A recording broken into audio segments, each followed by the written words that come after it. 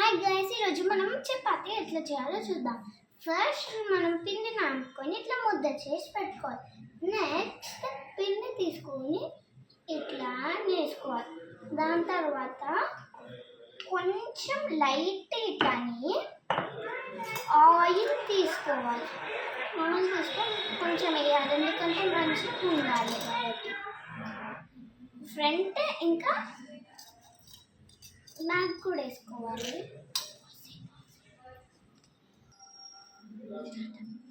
Triangle షేప్లా fold చేయాలి, అప్పుడు మంచిగా వస్తుంది పొంగుతో. ఫైనల్గా చపాతీ రెడీ.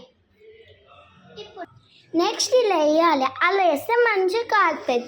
ఇలా వేసినాక 2 drops ఆయిల్ వేయాలి.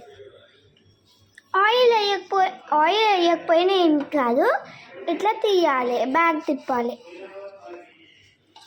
మంచిగా పొంగుతుంది. అప్పుడు ఫైనల్లీ చపాతీ రెడీ.